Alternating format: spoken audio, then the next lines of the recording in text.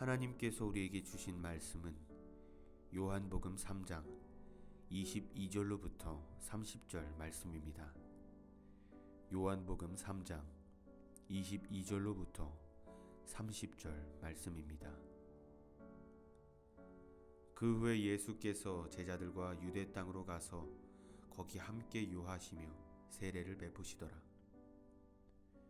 요한도 살렘 가까운 에논에서 세례를 베푸니 거기 물이 많음이라. 그러므로 사람들이 와서 세례를 받더라. 요한이 아직 옥에 갇히지 아니하였더라. 이에 요한의 제자 중에서 한 유대인과 더불어 정결 예식에 대하여 변론이 되었더니 그들이 요한에게 가서 이르되, 랍비여, 선생님과 함께 요단강 저편에 있더니 곧 선생님이 증언하시던 이가 세례를 베풀매 사람이 다 그에게로 가더이다. 요한이 대답하여 이르되, 만일 하늘에서 주신 바 아니면 사람이 아무것도 받을 수 없느니라. 내가 말한 바 나는 그리스도가 아니요 그의 앞에 보내심을 받은 자라고 한 것을 증언할 자는 너희니라. 신부를 취하는 자는 신랑이나 서서 신랑의 음성을 듣는 친구가 크게 기뻐하나니 나는 이러한 기쁨으로 충만하였노라. 그는 흥하여야 하겠고 나는 쇠하여야 하리라 하니라. 위로부터 오시는 이는 만물 위에 계시고 땅에서 난 이는 땅에 속하여 땅에 속한 것을 말하느니라. 하늘로부터 오시는 이는 만물 위에 계시나니 그가 친히 보고 들은 것을 증언하되 그의 증언을 받는 자가 없도다. 그의 증언을 받는 자는 하나님이 참되시다는 것을 인쳤느니라. 아멘. 우리 같이 인사하겠습니다. 할렐루야. 성령의 붙드심이 여러분 한 분 한 분에게 있기를 축복합니다. 지난 시간에 이어서 오늘도 같은 본문의 말씀을 가지고 연결하려고 합니다. 출애굽기 18장을 보면 성경에서 맨 처음 천부장 제도에 대한 이야기가 나옵니다. 21절 쪽에 있는 말씀을 보면 하나님이 모세의 그 일을 돕기 위해 천부장, 그리고 백부장, 50부장, 10부장을 세우게 하시죠. 이들을 세우게 된 동기가 어디에 있습니까? 같은 출애굽기 18장 13절 그리고 이후에 18절 쪽의 말씀을 보면 모세가 종일 백성들을 재판하느라 앉아있고 백성들은 그 판결을 받기 위해 서 있어요. 그것을 보고 있던 그 장인이 자칫 재판하는 모세도 지치고 재판을 받기 위해 기다리는 백성들도 다 지칠 모습이 보였던 것이죠. 그래서 그런 조언을 하는 겁니다. 야, 너 혼자 그 일을 다 감당할 수 있겠니? 내 일을 도와줄 사람들을 택하면 좋겠다. 이렇게 해서 천부장 제도가 세워졌는데 후에 이 천부장 제도는요, 전쟁을 수행하는 지휘 계통으로 변하게 돼요. 그래서 민수기 11장을 보면은요, 특별히 9절로 14절 쪽 보면 여러분 이렇게 모세가 하나님께 말합니다. 책임이 심히 중하여 나 혼자는 이 모든 백성을 감당할 수 없습니다. 이 부분 보면은 모세가 하나님께 굉장히 정중하게 기도하잖아요. 그죠?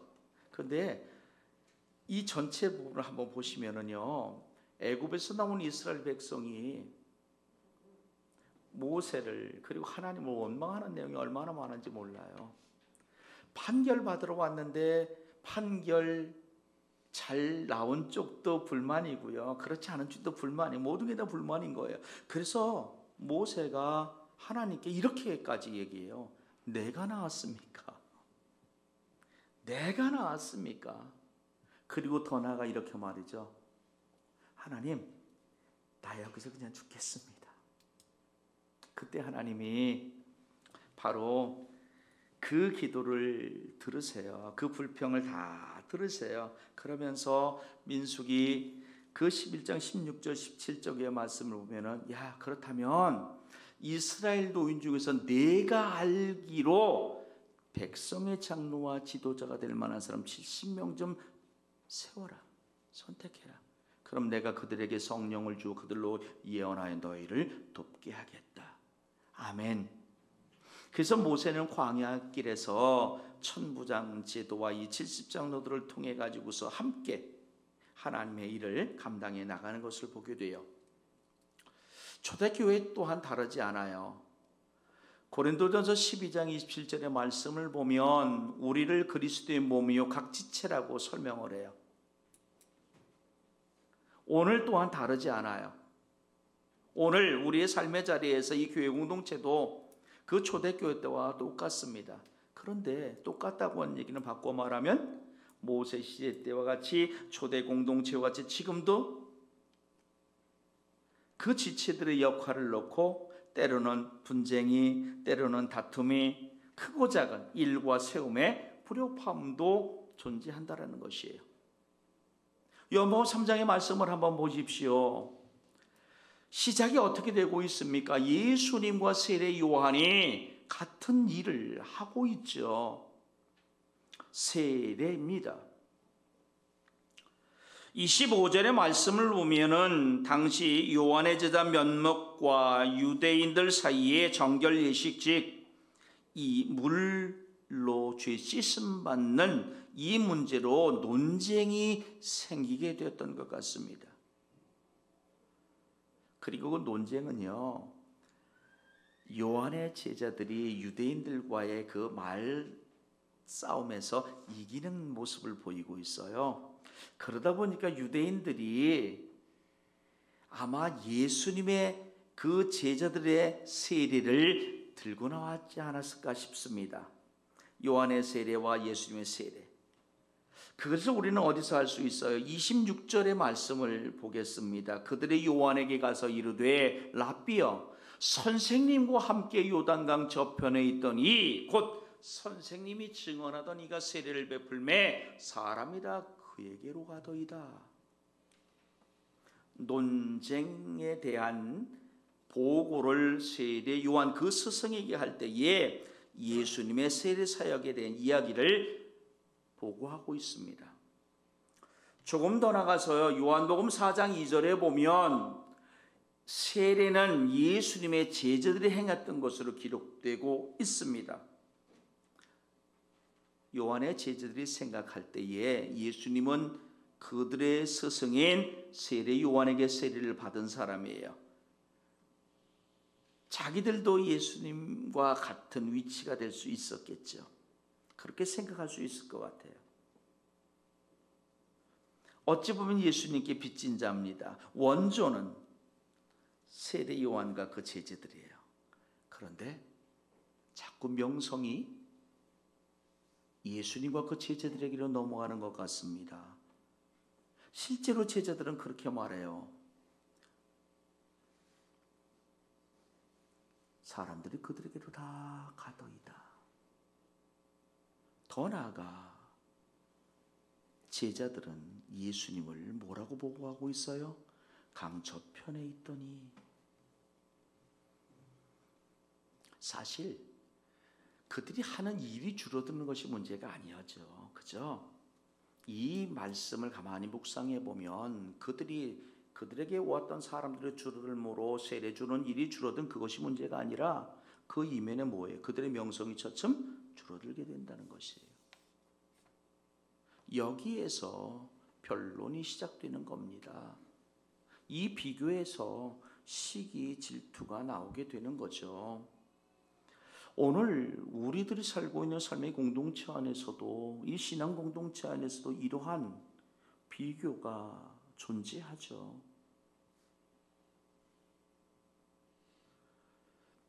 우월과 열등을 이렇게 분리해 놓기도 해요. 판단하고, 그죠? 서로 평가하고. 여러분, 바람직한 교회 공동체 안에서의 그 공동체원들의 생각과 시선은 어떠했으면 좋겠습니까? 오늘 우리는 본문 말씀을 통해서 그것을 배우게 됩니다. 어찌 보면 본문 말씀은 세례 요한의 마지막 유언과도 같은 부분이기도 합니다. 보십시오. 다른 사람의 사역을 여러분들은 어떻게 생각합니까? 다른 사람들이 하는 하나님의 일, 교회 안에서 어떤 일을 하는 사람을 향해 저와 여러분은 격려하고 칭찬하고 축복하고 응원하기를 기도드리겠습니다. 여러분, 우리 삶의 자리에서 경험하는 하나님의 은혜, 그때 우리는 정말 겸손하여 이렇게 말하잖아요. 하나님이 하셨어요. 하나님이 하셨어요. 그죠? 그런데 나에게 경험되어진 일은 하나님이 하셨습니다. 하나님 은혜입니다라고 고백하는 나인데 그 누군가에게 임하는 삶의 현장에서 임하는 그 경험에도 과연 우리는 하나님이 하셨어요라고 기꺼이 말할 수 있을까요? 그렇지 않은 때가 솔직히 우리에게 존재합니다. 내가 경험한 것은 하나님의 은혜고 그가 경험한 하나님의 은혜라고 말하지만 아닌 것으로 인정할 때가 존재한다라는 것이 오늘 본문 속에 나타난 제자들이 실은 그러했던 거예요. 세례 요한의 시선과 생각 그리고 그 뒤에 제자들의 시선과 생각이 같으면서도 달랐던 이유가 여기에 있어요. 세례 요한은 본질을 보고 있는 거예요. 예수님과 그 제자들도 세례를 하고 있는 것이고요. 세례 요한과 제자들도 세례를 주고 있는 거예요. 같은 일을 하고 있는 것이에요. 그런데 제자들은 현상을 보고 있는 겁니다. 그러니까 몰려드는 사람들이 더 눈에 들어오는 거죠. 드러나는 명성, 이름에 더 신경이 쓰이게 되었던 겁니다. 여러분, 우리 삶의 자리에서 이거 나는 아닌 것 같죠? 우리는 아닌 것 같죠? 저는 아닌 것 같죠? 아닙니다. 우리가 그 해당자입니다. 열왕기상을 보면은요, 이 세례 요한과 같은 상황을 만났던 또 다른 사람 하나가 나와요. 사울 왕입니다.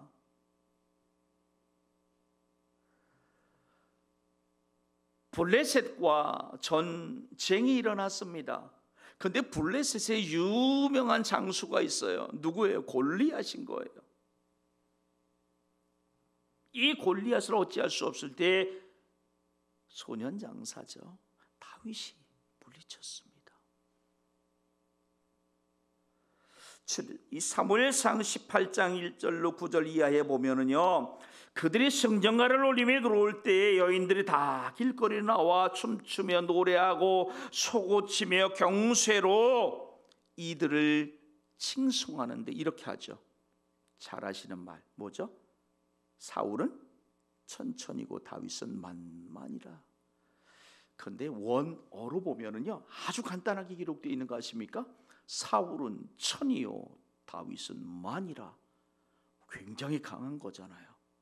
왕보다 다윗이 더 뛰어나요. 그래서 여러분 그 9절 말씀에 보면은 이때부터 사울이 다윗을 주목하였더라 이렇게 말해요. 저는 될 놈이네 이렇게 본 게 아니죠. 경쟁자로 신경 썼다는 말이에요.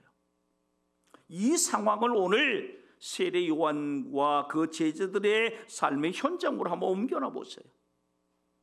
원조가 세례 요한 아니에요? 세례의 원조가? 근데 사람들은 이 후발주자한테로 다 몰려가는 겁니다. 상황을 천년만 뒤로 물려놓으니까 뭐 어떤 말이 되는 거예요? 세례 요한은 천천히요 이수는 만만이라는 말과 다르지 않습니다. 그런데 이 상황을 받아들이는 사울 왕과 세례 요한이 다릅니다. 오늘 세례 요한은 뭐라고 말하고 있어요? 27절을 보니까 그죠? 만일 하늘에서 주신 바 아니면 사람이 아무것도 받을 수 없느니라.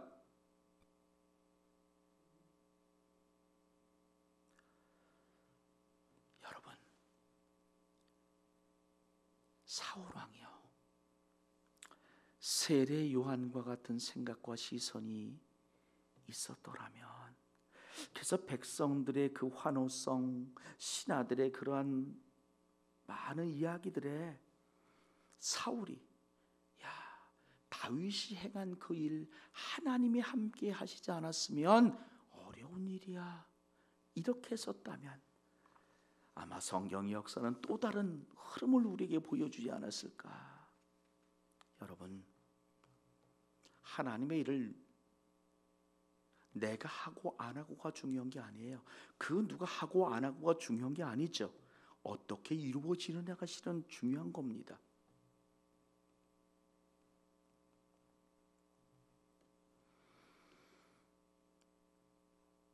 그러므로 오늘 저와 여러분이 감당하는 하나님의 일,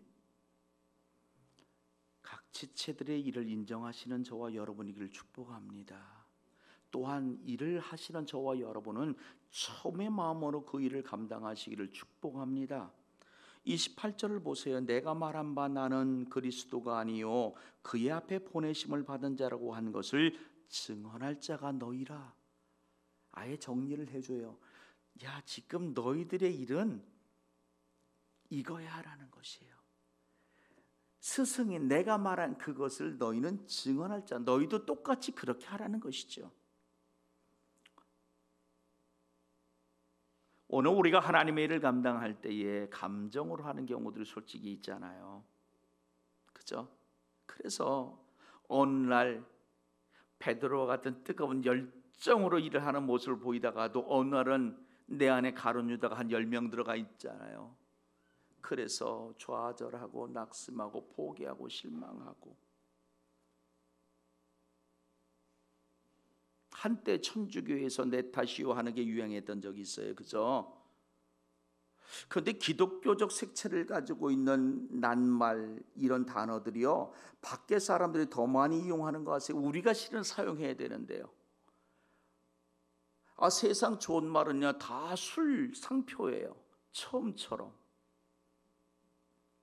여러분, 이 처음처럼이라는 게 오늘 본문에서 이 세례 요한도 하고 있잖아요. 처음 마음 가지라는 거예요. 성경 여러 곳에서 말하잖아요. 그런데 우리 그리스도인들은 이 말을 다 잃어버리고 세상 사람들이 성경에 좋은 말 다 가지고 있어요. 등록 상표까지 붙였잖아요. 순수?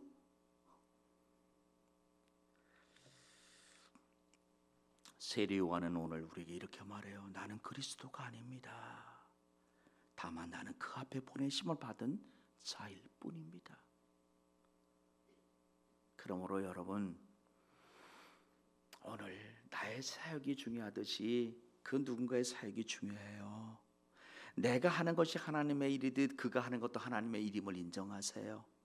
그리고 첫 마음 그대로 그 일을 감당하시는 저와 여러분을 축복합니다.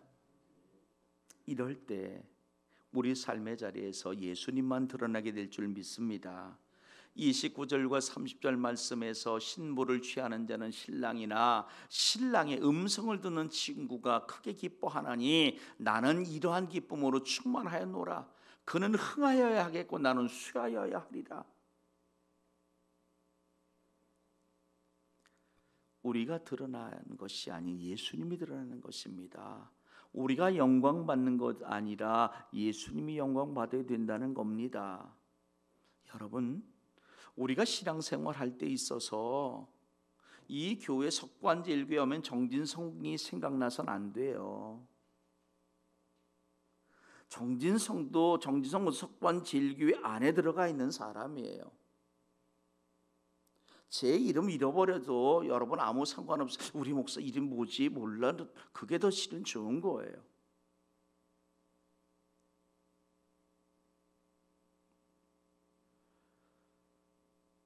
교회가 드러나야 되는 것이, 하나님이 드러나야 되는 것이. 아멘. 그런데 우리 때때로 목사들이 욕심 부려가지고 그러지 못할 때 많잖아요. 사랑의 교회 하면 성도들이 생각나야지 왜 오정현이 생각나죠? 여기 내 또래라 그냥 이름 부르는 오정현 목사가 생각 안 되잖아요. 순복음교회, 여의도 순복음교회 하면은 성도들이 수십만 년 그 성도들 생각나는데 왜 조영기 목사, 이게 아닌 거예요. 실은 그렇게 돼야 돼요. 그래서 저는요, 지금은 은퇴하신 분이지만 100주년 기념교회 이재철 목사님, 우리 연세 드신 분들은 이재철 목사님보다 그 누나가 더, 그죠? 고은학 원사, 그분이 더 여러분들에게는 익숙하죠. 이재철 목사님 은퇴하는 그 마지막 설교에서 그런 말을 했잖아요. 여러분, 이제 이재철 잊으세요. 이제 이재철은 없습니다. 후임 목사들만 있습니다. 이분들을 기억하세요. 맞습니다. 우리가 하나님 일을 하고 있는데, 하나님이 주인공인데 왜 시험에 듭니까? 왜 넘어집니까? 은연중 내가 드러나기를 원했기 때문 아니겠습니까? 속에서 때때로 여러분 실망될 때 있어요. 시험 들 때 있어요. 내 이름이 드러나지 않고 저거 드러나면. 그럼에도 불구하고 여러분 그 이기시기 바랍니다. 하나님 일 하다가 모함받을 수도 있고 오해되는 일 겪을 수도 있어요. 그렇다고 그거 다 그때마다 해결하며 가지 마세요. 인내하면 하나님의 영광 받으시게 돼 있습니다.